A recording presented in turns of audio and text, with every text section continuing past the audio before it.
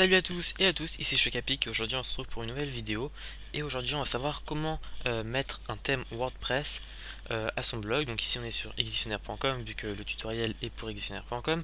Donc un thème en fait c'est un peu la forme et l'image du site internet, donc la décoration, comment se fait les pages, comment est le menu, etc. Donc on peut voir qu'au début on a le thème 2010 ou 2011 de WordPress, donc qui est déjà prêt installé sur WordPress. Donc c'est un thème qui est très bon pour le référencement malgré le fait qu'il soit très moche.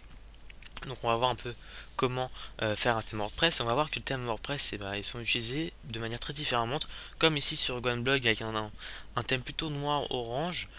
Donc avec un petit effet déchiré, un slider, donc c'est le diaporama, et la sidebar, donc à droite ou à gauche, ou une double sidebar à droite, ou une à gauche, une à droite, ça dépend des thèmes.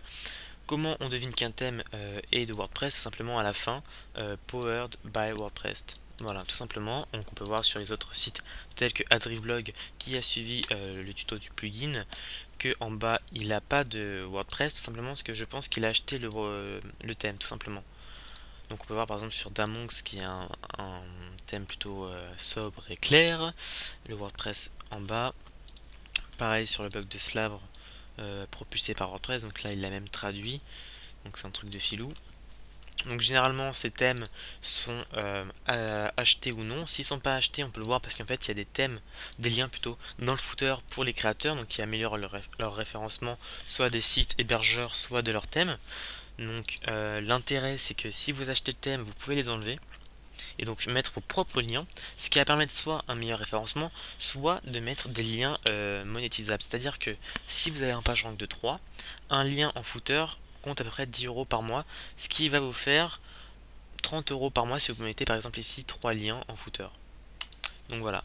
Il faut savoir que les bannières sont peu cliquées, il faut plutôt les mettre en haut. C'est pourquoi dans certains thèmes, ils utilisent, comme sur Edictionnaire, des emplacements ici pour les footers et également ici en haut. Pourquoi? Parce que quand vous êtes sur un site, vous voyez généralement que le contenu du haut, vu que celui du bas vous avez déjà lu. Donc en fait, les pubs vont être en haut et si elles sont en bas, elles ne seront pas vues, donc pas cliquées. Donc c'est pour ça qu'ils mettent les pubs en haut, tout simplement. Alors, pour mettre un thème sur WordPress, il suffit d'aller dans le fichier www, on clique, on va sur WP Content, on va sur thème, ensuite on a les fichiers, donc 2011 et 2010 qui sont les fichiers déjà installés par WordPress comme dit précédemment. On prend un thème téléchargé ou acheté, donc on glisse le fichier et donc vous voyez qu'en bas à droite on aura 4,9 MO de thème sur notre site.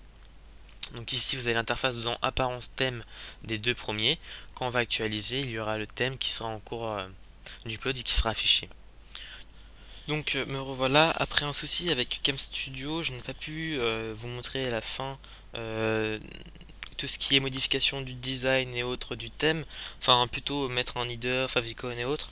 Donc je vous ai juste mis cette partie, donc comment installer en fait un plugin et deux trois choses à savoir. Je tiens à m'excuser, donc si une personne connaît un logiciel permettant de capturer notre bureau et internet, hormis Cam Studio qui bug et Fraps qui ne permet pas de faire ça mais juste des jeux, je vous en serai reconnaissant. J'espère que le début de vidéo vous aura quand même plu. N'hésitez pas à partager sur Facebook, YouTube et à vos amis. Et si vous avez vraiment moyen de m'aider, ce serait sympa. Merci à tous et à la prochaine. Ciao.